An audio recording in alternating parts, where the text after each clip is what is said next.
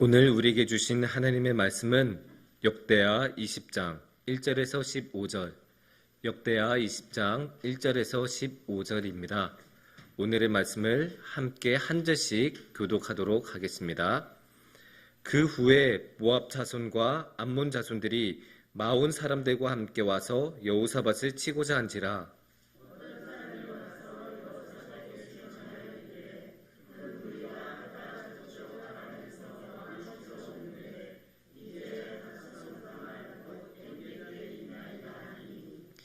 여호사밧이 두려워하여 여호와께로 낯을 향하여 간구하고 온 유다 백성에게 금식하라 공포하매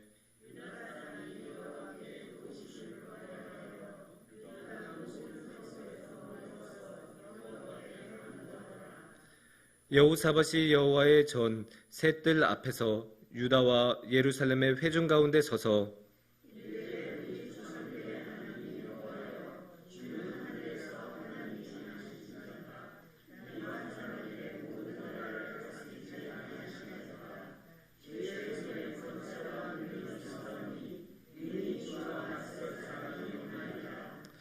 우리 하나님이시여, 전에 이 땅 주민을 주의 백성 이스라엘 앞에서 쫓아내시고 그 땅을 주께서 사랑하시는 아브라함의 자손에게 영원히 주지 아니하셨나이까.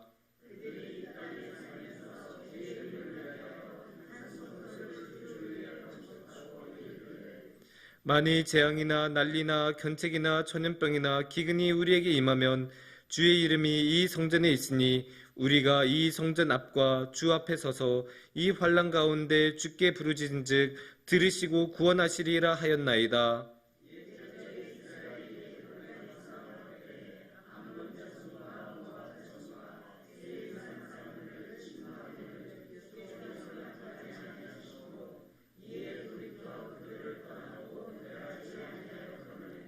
이제 그들이 우리에게 갚는 것을 보옵소서.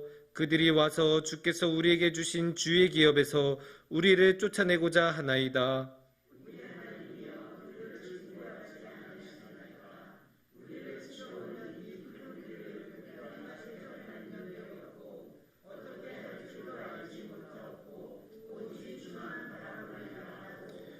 유다 모든 사람들이 그들의 아내와 자녀와 어린이와 더불어 여호와 앞에 섰더라.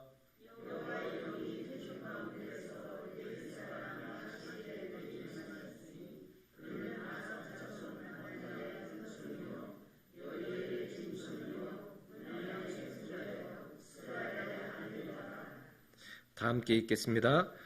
야하시아엘이 이르되 온 유다와 예루살렘 주민과 여호사밧 왕이여 들을지어다. 여호와께서 이같이 너희에게 말씀하시기를 너희는 이 큰 무리로 말미암아 두려워하거나 놀라지 말라. 이 전쟁은 너희에게 속한 것이 아니요 하느님께 속한 것이니라. 아멘. 아멘. 여러분, 이게 목회자로 살다 보면 가끔 신기한 것들을 보게 됩니다. 물론 신기한 일들은 참 많지만 그 중에 이제 신기한 것 중에 하나는 똑같은 말씀을 전해도 어떤 사람은 은혜로 너무 좋습니다. 은혜됩니다. 이렇게 받아들이는데 어떤 사람들은 내내 이런 분들이 계세요. 이게 물론 사람마다 다 다르니까 반응이 다 다른 거야 당연하다고 할 수 있지만 그래도 어떻게 같은 말씀을 전하는데 같은 공간에 같은 시간에 있는데 어떻게 이렇게 반응이 다를까? 이런 생각이 들더라고요.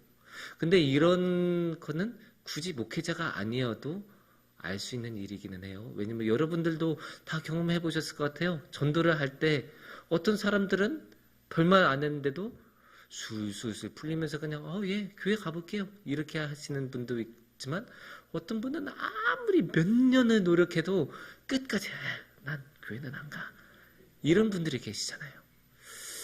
왜 이렇게 다를까요? 그 이유는 알 수가 없어요. 어쩌면 하나님의 크신 하나님만의 뜻이 있는 것일 수도 있고 아니면 우리의 정성이 부족했을 수도 있고 아니면 그분들의 마음이 굳게 닫혀있는 것일 수도 있고 그 이유는 알 수가 없어요.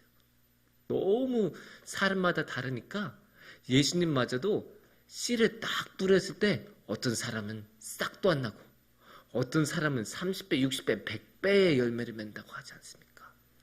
이게 다 다른 거예요, 그게.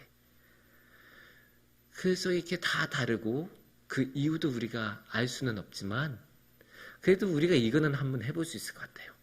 이렇게 딱 이게 보면 하나님의 말씀을 잘 받아들이는 사람들이 이렇게 있을 거고 잘 안 받아들이는 사람들이 있을 텐데 이게 다 딱 모아서 분류한 다음에 이 사람들의 공통점 그리고 이 사람들의 공통점을 딱 한번 바라보면 이런 사람들은 하나님의 말씀을 좀 더 잘 받는구나. 하나님의 말씀을 잘 안 받아들이는 사람들의 특징은 이런 게 있구나. 이런 거를 우리가 생각해 볼 수가 있겠죠.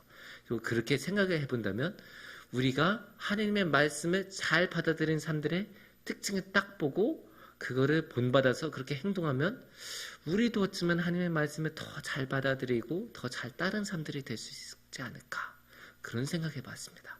그래서 오늘은 한번 이 하나님의 말씀을 잘 받아들이는 사람들의 모습을 나누고 함께 생각해보는 시간을 가졌으면 좋겠습니다. 오늘의 말씀에 그런 모습이 나오는데 오늘의 말씀의 배경은 유다 왕국입니다. 유다 왕국에서 아직 북이스라엘하고 남쪽의 유다 왕국이 갈라져 있는 그 시대의 이야기인데 그 오늘의 말씀의 그 배경은 사실 1절, 2절에 그 윤곽의 큰 틀이 다 나옵니다. 1절과 2절을 한번 보시면 그 후에 모압 자손과 암몬 자손들이 마온 사람들과 함께 와서 여호사밧을 치고자 한지라. 어떤 사람이 와서 여호사밧에게 전하여 이르되 큰 무리가 바다 저쪽 아람에서 왕을 치러 오는데 이제 하사손다말 곧 엔게디에 있나이다 하니. 이렇게 나와요. 오늘 이 1절 2절에서 나왔던 사람 이름 누구였는지 혹시 기억납니까? 방전에 이건데 여호사밧. 이 1절 2절에 유일하게 나온 사람 이름이 여호사밧이니까 이 사람이 중요하겠죠? 주인공이라고도 할 수 있는데 이 여호사밧은 왕이었습니다. 유다 왕국의 왕이었어요. 그러니까 왕이니까 총책임자, 가장 만인 지상에 있는 사람 이렇게 말을 할 수도 있는데 이 여호사밧 왕이 이렇게 딱 있는데 뭔가 상황이 되게 급박해 보여요. 왜 그럴까요? 모압 사람하고 암몬 사람하고 마온 사람들이 여호사밧을 치러 온지라 이렇게 나오죠. 물론 여호사밧 그 개인 한 명을 해치려고 나라가 세 개나 움직이지는 않았을 거예요. 여호사밧은 왕이니까 왕을 친다는 것은 결국 그냥 유다 왕국을 침략했다 이렇게 보시면 되는데 이 분위기가 급박한 것은 당연히 이게 나라가 세 개가 되니까 1대1이면 조금 할만하잖아요. 그래도 우리나라가 조금 적더라도 이제 홈에 이점도 있고 뭐 그러니까 1대1이면 어떻게 해보겠는데 또 외교적으로도 뭐 어떻게 해보겠는데 한 나라가 세 나라를 상대하는 거는 좀 어렵잖아요. 당연히 세 나라의 병력도 더 많을 거고 외교적으로도 더 유리할 거고 돈도 뭐 여러 면에서 세 나라가 더 유리할 것입니다. 이 세 나라 모압, 암몬, 마온 사람들. 모압하고 암몬은 이 유다 왕국, 이스라엘 민족하고는 전통의 라이벌이었어요. 맨날 치고받고 싸운 그런 관계예요. 그래서 유다나 이스라엘이 세면 이스라엘 쪽에서 공격하고 얘네 모압하고 암몬이 세졌다 하면 걔네가 공격하고 맨날 이렇게 치고받고 하는 사이인데 이번에는 모압하고 암몬이 공격을 받습니다. 그리고 이제 마온 사람들이라고 하는 사람들은 주석을 보니까 세이산 쪽에 있었던 사람들이라고 하는데 세이산은 어디 있냐면 에돔에 있어요. 그래서 쉽게 말해서 이 유다 왕국 주변국들은 다 쳐들어왔다. 그래서 세 나라가 연합국으로 전선을 만들어서 쳐들어왔다. 이렇게 생각하시면 됩니다. 근데 이 분위기가 조금 더 급박한 이유가 있어요. 얘네가 지금 어디에 있다고 하죠? 지금 엔게디. 엔게디는 어디일까요? 엔게디는 쫙 이렇게 바다 건너편에 있다고 했는데 여기서 바다는 우리가 일반적으로 이스라엘 바다 하면 지도를 보신 분들은 쫙쫙쫙 해서 여기 이 지중해라고 생각하기 쉬운데 여기서 바다는 이 큰 지중해를 말하는 게 아니고 여기 하나 작은 거 있죠. 사해를 말하는 거예요. 그래서 사해를 건너왔다 이 뜻이 되는데 왜 건너왔냐는 말이면 전통적으로 이 유다 왕국하고 모압 암몬 사이의 국경선은 요단강 그리고 사해, 이게 전통의 국경선이었는데 여기서 서해, 그러니까 요단강하고 사해의 서쪽은 이스라엘, 동쪽은 모압과 암몬인데 엔게디는 서쪽이었다고 하잖아요. 그러니까 얘네가 이미 국경선을 넘어서 온 거예요. 이미 우리나라에 왔어요. 거기에다가 엔게디가 어디냐면 예루살렘에서 80km 거리밖에 안 돼요. 그러니까 조금만 하면 한 이틀이면, 당신은 이제 진군하느라고 조금 더 느렸으니까 한 이틀이면 얘네가 예루살렘에 당도하는 거예요. 그러니까 마음이 급하죠. 얼마나 마음이 급하겠어요. 생각해보세요. 우리나라가 이렇게인데, 우리가 지금 서울에 이렇게인데 저기 저 연천이나 동두천에 적군이 와 있다고 생각해보세요. 이미 휴전선 넘어서 저기 연천쯤에 와 있다. 우리 부담이 안 되겠습니까? 당연히 부담이 되죠. 그러니까 지금 오늘의 말씀의 분위기가 되게 급박한 거예요. 이렇게 급박했을 때 여호사밧, 우리의 주인공은 어떻게 했을까요? 비상! 자, 이제 우리 국가회의 다 이제 주재하고 다 모여서 한번 이야기해봐. 야, 장군 너 이렇게 하고 지금 병력 얼마 있어? 지금 곧바로 가용할 수 있는 인원은 얼마가 돼? 이런 게 있을까요? 아닙니다. 여호사밧은 기도했습니다. 기도부터 해요. 그리고 그냥 기도 안 해요. 그냥 하나님 전쟁에서 이기게 해주세요. 무슨 식사 기도하듯이 이렇게 안 해요. 전심전력을 다해서 하나님 도와주세요. 하나님께서 우리 지금까지 지켜주셔왔고 지켜주신다고 약속하셨고, 하나님께서 이 땅을 우리 조상들에게 선물로 주셨잖아요. 이 땅 주신 거 우리가 얻은 거 아니고 하나님이 주신 거 아니에요. 이렇게 역사를 기반으로 마음을 다해서 기도해요. 특히 오늘의 기도를 볼 때 12절이 저는 굉장히 중요하다고 생각해요. 그래서 12절을 우리가 함께 보시면, 우리의 하나님이여 그들을 징벌하지 아니하시나이까. 우리를 치러 오는 이 큰 무리를 우리가 대적할 능력이 없고 어떻게 할 줄도 알지 못하고 오직 주만 바라보나이다. 이렇게 이야기를 하고 있어요. 이 말은 뭘까요? 하나님, 저 이거 못해요. 하나님, 지금 어마어마한 군대가 우리한테 오고 있는데 우리는 싸워서 질 수밖에 없어요. 하나님, 도와주세요. 우리로서는 방도가 없고 도저히 해결할 방법이 없으니까 하나님 도와주세요. 우리는 당신만 의지하고 당신만 바라봅니다. 이게 우리가 배워야 할 모습이에요. 하나님의 말씀을 잘 따르는 사람의 모습. 어떤 일을 만났을 때 하나님 앞에 나아가서 하나님, 이건 제가 할 수 없는 일입니다. 솔직하게 시인하고 인정하고 하나님의 도움을 구하는 것. 이게 그렇거든요. 자신이 능력이 있다고 생각하는 사람은 하나님의 도움을 구하지 않아요. 아니, 내가 지금 그냥 하면 되지. 내가 왜 하나님한테 강구해야 돼? 내가 목말라? 그럼 지금 이렇게 물병에 이렇게 해서 이렇게 마시면 되는데 내가 이거 가지고 기도해야 되나? 이렇게 되잖아요. 아니, 내가 저 병력 오는 거 보니까 병력 한 15만 명 정도 된다고? 저 동쪽에서 한 7만 오고 서쪽에서 8만 올 테니까 그러면 이쪽에서 한 4만 방어하고 나머지는 12만으로 이렇게 방어하면, 이렇게 능력이 뛰어나면 그렇게 하게 되는데, 자신이 할 수 없다고 인정하는 사람, 자신이 못한다고 생각하고 하나님 앞에 그래서 겸손해지는 사람은 하나님의 도움을 구해요. 여호사밧이 뭐라고 합니까? 오직 주만 바라보나이다. 이게 핵심이에요. 오직 하나님만. 하나님 외에 다른 길 없어요. 하나님, 저 여기 막다른 길이에요. 하나님께서 이 길을 뚫어주지 않으시면 저 여기서 굶어 죽을 수밖에 없어요. 하나님, 저 지금 너무 아파요. 하나님, 하나님께서 이 병 낫게 해주시지 않으시면 저 여기가 끝이에요. 하나님, 지금 제 사업이 너무 힘들어요. 자금도 다 막혔어요. 하나님께서 도와주시지 않으시면 저 여기서 부도해요. 하나님 도와주세요. 이렇게 하나님께 전심으로 다른 방법 없다고 하나님께 모든 것을 내려놓고 하나님 오직 주밖에 없습니다. 이렇게 고백하는 게 하나님의 말씀에 따른 사람의 모습이에요. 근데 이렇게 말하면 되게 회의적인 사람들은 또 이렇게 말해요. 에이구, 그러니까 능력이 없는 사람이나 하나님 믿지. 내가 능력이 있으면 그냥 하면 되는데 네가 능력이 없으니까 그냥 하나님이 나 찾는 거야. 이렇게 말을 할 수 있는데 이거 아셔야 돼요.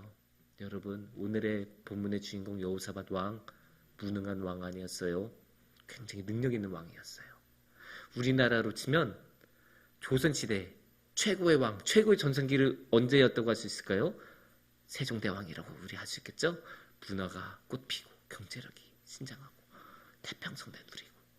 근데 그 다음에 이제 국력이 막 이러잖아요. 임진왜란도 겪으면서 쫙 내려가고 평정으로 막 그러다가 중흥기를 맞이하죠. 언제? 영조 정조 시대 때. 그래서 이 여호사밧 왕은 정조 정도로 우리가 생각할 수 있는, 다시 한번 유다가 한번 확 이렇게 올라갈 수 있게 만든 그런 왕이에요. 그만큼 능력 있고, 여호사밧 왕 성경의 말씀 따르면 군대 엄청 많았어요. 군대도 엄청 많았고 성도 엄청 많이 지었다고 했어요. 그만큼 경제도 좋았고 무역도 활발하게 했고 외교도 되게 많이 했었던 그런 능력 있는 왕인데, 그런 능력 있는 왕이 적군이 쳐들어왔다는 보고를 받자마자 무릎을 꿇고 기도하잖아요. 이게 다른 거예요. 이게 능력이 있다고 해서 하나님 앞에 무릎 꿇지 않는 것 아니고요. 능력이 없다고 해서 하나님 앞에서 무릎 꿇는 게 아니에요. 능력이 많아도 자신은 할 수 없다고 인정을 하면 하나님 앞에 무릎을 꿇는 거고, 그렇게 하나님의 말씀을 따르는 거고요. 자신이 능력이 없어도 나 그거 다 할 수 있어, 그렇게 착각하는 사람은 자신이 아무리 능력이 없어도 끝까지 하나님 앞에 목을 꼿꼿이 들면서 기도하지 않아요. 이게 다른 거예요. 이게 아무리 능력이 없는 사람이라도 자신을 과신을 하면 하나님한테 기도하지 않고 하나님을 따르지 않아요. 그래서 여기서 중요한 건 우리는 겸손하게 주님께 나아가야 되고, 겸손하게 자신의 능력이 부족할 수 있다는 것 인정하고, 자신의 능력으로 모든 것을 다 할 수 없다는 것 과신하지 않고 하나님께 따르고 하나님의 능력을 따르는 것, 하나님의 능력을 간구하는 것. 이런 사람은 당연히 하나님께서 말씀하셨을 때 하나님의 말씀도 따를 수밖에 없습니다. 그래서 그렇게 하나님의 말씀을 따랐을 때 되게 중요한 모습이 한 가지가 더 있는데, 그건 바로 기도하는 모습이에요. 그러니까 그냥 기도한 게 아니라 정말 열심으로 전심전력으로 기도하는데, 이게 무슨 말이냐면, 우리가 힘들면 이렇게 감당할 수 없는 일을 우리가 살다 보면 겪을 수 있잖아요. 이렇게 살다 보면 이 감당할 수 없는 일을 겪었을 때 많은 사람들은 그냥 푹 쓰러져요. 이게 이상한 일도 아니고 탓할 일도 아니에요. 그만큼 너무 힘드니까 무너질 수밖에 없고 마음이 꺾일 수밖에 없어요. 그래서 마음이 절망에 빠지기도 하고, 그래서 완전 축 늘어지기도 하고, 아니면 불평불만으로 가득 찰 수도 있어요. 그런데 이 여호사밧 왕과 유다 백성들은 달랐죠. 이렇게 감당할 수 없는 일이 있을 때 오직 하나님만 붙잡고 하나님께 기도로 나아가지 않았습니까? 더구나 완전 진지하게 3절 말씀을 보면 금식을 공포했다고 했거든요. 금식으로 하나님께 올인, 완전히 하나님께 그렇게 기도를 하고 오직 하나님만 붙들면서 좌절하지 않고, 그래도 하나님 우리를 지켜주실 수 있어, 그 소망을 가지고 기도를 했다고 볼 수 있습니다. 이렇게 기도를 할 때 하나님께서는 어떻게 하셨을까요? 하나님께서는 도와주십니다. 15절 말씀에 그 모습이 잘 나옵니다. 15절의 말씀에 보면 야하시엘이 이르되 온 유다와 예루살렘 주민과 여호사밧 왕이여 들을지어다. 여호와께서 이같이 너희에게 말씀하시기를 너희는 이 큰 무리로 말미암아 두려워하거나 놀라지 말라. 이 전쟁은 너희에게 속한 것이 아니요 하나님께 속한 것이라. 이게 무슨 말이냐면, 그래 너네 많이 놀랐지? 근데 놀라지 말고 두려워하지 마. 걱정하지 마. 너네 힘들어하는 거 당연해. 그런데 이 전쟁 내가 할 일이야. 너는 걱정하지 마. 내가 다 처리해 줄게. 이렇게 말씀해 주시고 얼마나 든든해요. 그리고 이거는 여호사밧 왕의 말에 응답이기도 해요. 왜냐면 여호사밧 왕이 뭐라고 했어요? 하나님, 저희가 감당하지 못합니다. 저 오직 주만 바라보나이다. 주만 바라보나이다. 그리고 하나님은 그래, 나만 바라봤어. 맞아. 이거 온전히 내가 할 일이야. 네가 할 일이 아니고 내가 할 일이니까 너는 걱정하지 마. 이렇게 하나님께서 위로해 주시고 도와주시고, 그래서 실제로 도와주셔서 이 전쟁에서 유다가 승리를 하잖아요. 이렇게 하나님께서는 그렇게 말씀만이 아니라 실제로 능력으로 보여주시고 우리를 그 감당할 수 없는 그 수렁에서 끄집어내 주시고 그 모든 일을 해결해 주시고 우리에게 새로운 하루를 허락해 주신 분이 하나님이십니다. 하나님께서 이 유다 백성들에게만 그런 은혜를 주셨을까요? 아니에요. 오늘의 우리에게도 그런 은혜를 주셔요. 그래서 우리가 전심으로 하나님께 우리가 감당할 수 없다는 것을 인정하면서 기도로 나아가면 하나님께서는 우리에게도 능력을 주시고 그 모든 어려움 가운데서 이겨나갈 수 있게 해주시고 그 모든 수렁에서 건져내 주시고 우리에게 새로운 힘을 허락해 주시면서 또 하나의 하루를 허락해 주십니다. 근데 우리가 여기서 끝나면 안 돼요.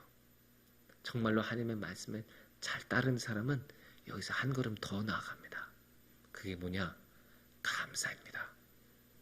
이게 인간적인 면으로 생각해도 당연한 거예요. 왜냐면 내가 해낼 수 없는 일을 다른 사람이 해주면 당연히 감사함을 느껴야 되는 것 아닙니까? 그게 인간의 도리인데 하나님에 대해서도 그럼 그렇게 해야죠. 내가 감당할 수 없는 일을 하나님께서 해결해 주셨는데 이게 해결이 안 되면 내 인생이 망가지고 내 나라가 함락이 되는데 하나님께서 이것을 해결해 주셨다. 당연히 하나님께 감사를 드리고 찬양을 드려야죠. 그래서 오늘의 말씀 바로 뒤에 있는 27절하고 28절에는 이렇게 나오는데 유다와 예루살렘 모든 사람이 다시 여호사밧을 선두로 하여 즐겁게 예루살렘으로 돌아왔으니 이는 여호와께서 그들이 그 적군을 이김으로써 즐거워하게 하셨음이라. 그들이 비파와 수금과 나팔을 합주하고 예루살렘에 이르러 여호와의 전에 나아가니라. 아멘. 이렇게 이야기하고 있는 거예요. 이게 좀 놀랍 면인데 전쟁터는 당연히 예루살렘이 아니었을 거 아니에요? 좀 더 먼 엔게디하고 예루살렘 중간에 사이 어딘가였겠죠? 거기서 전쟁을 했는데 거기서부터 하나님 감사합니다 하고 저기 예루살렘까지 와서 성전에 도착할 때까지 모든 그 자리에 있었던 유다 백성들이 다 함께 찬양을 드리고 악기를 연주하면서 하나님께 감사드리고 찬양을 드렸다는 거예요. 이만큼 감사를 드린 거예요. 그만큼 이 유다 백성들은 자신들의 위기가 심각했다는 것을 알고 있었고 그 심각한 위기를 해결해 주신 것에 대해서 진심으로 감사를 드렸었던 거죠. 이렇게 우리는 감사할 줄 알고 하나님께 감사와 찬양을 드릴 줄 알아야 돼요. 이게 하나님을 따르는 사람의 마땅한 모습이고 마땅한 도리입니다.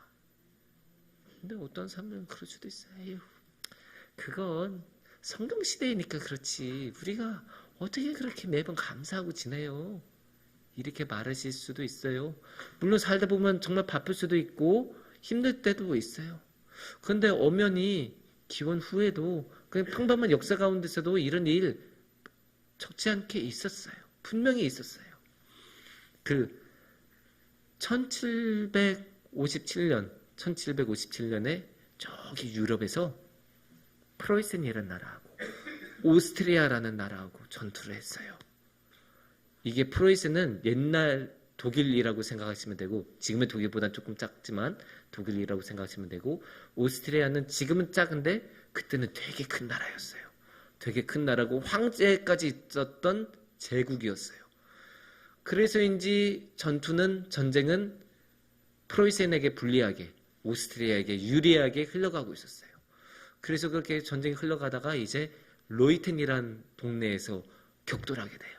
마지막 전투라고 하기는 좀 애매하지만 하여튼 이 전투에서 프로이센이 지면 프로이센은 그냥 끝이에요.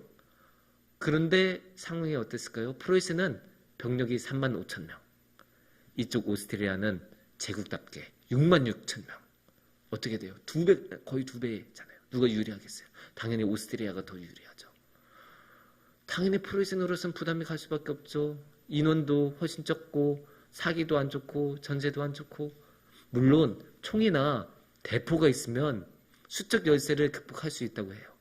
근데 상대도 똑같이 총하고 대포가 있으면, 심지어 더 많이 가지고 있으면 불리한 거는 여전할 것 아닙니까? 그래서 이 병력의 차이를 메우는 건, 극복하는 거는 정말 힘든 일이에요. 그래서 전투가 일어나는데 기적이 일어나요. 안개가 이렇게 딱 펴서 오스트리아 군대가 이렇게 산길 사이를 이렇게 굽이굽이 지나가려고 길게 늘어선 틈을 기가 막히게 포착해내서 그때 집중 공격을 해서 오스트리아 군이 괴멸을 당하고 도망갑니다. 정말 신출기물한 전략으로 이 프로이센이 말도 안 되는 대승을 거둬요. 2배의 병력 차이를 극복해내고 대승을 거둡니다. 근데 사실 여기서 중요한 건 대승을 거둔 게 아니에요. 대승을 거둔 다음에 오스트리아 군대가 완전히 도망간 게 확인이 되자 프로이센의 군인들은 다 같이 그 자리에 딱 무릎을 꿇습니다. 그리고 함께 노래 불러요. Nun danke alle Gott mit Herzen, Mund und Händen. 어디서 많이 낯익은 멜로디 아닙니까? 다 감사드리세 온 마음을 주께 바쳐.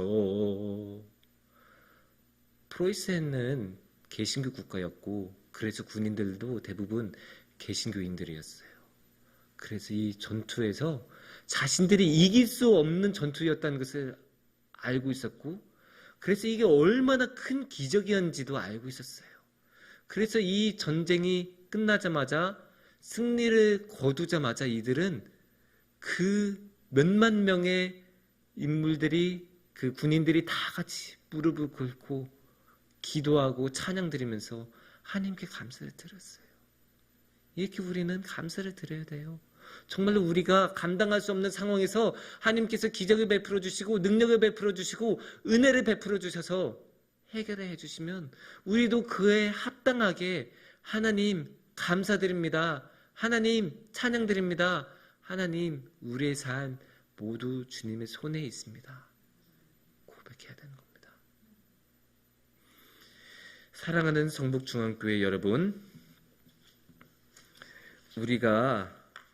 저는 정말로 우리가 모두 하나님을 정말 잘 따르고 하나님의 말씀을 정말 잘 받아들이는 사람들이 되었으면 좋겠어요.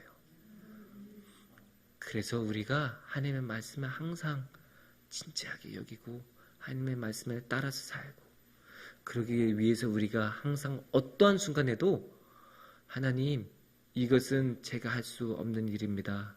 하나님, 저희 능력의 한계는 여기입니다. 하나님 도와주세요. 하나님, 저희 모든 것 주님께 맡깁니다. 저희 모든 것 주님의 손 안에 있습니다. 이렇게 항상 고백할 수 있는 사람들이 되었으면 좋겠고요. 또 하나님께서 그렇게 도와주셨을 때, 하나님 우리를 지켜주셔서 감사합니다.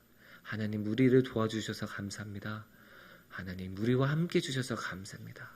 이렇게 감사의 찬양을 드리고 고백할 수 있는 그런 삶들이 되었으면 좋겠습니다. 그렇게 우리가 하나님께 우리의 모든 삶을 맡기고 하나님께 감사를 드릴 때 우리의 삶은 주님의 사랑으로 충만해지고 주님께서 주신 씨앗은 우리 안에서 30배, 60배, 100배의 씨앗을 맺을 것입니다. 기도하겠습니다.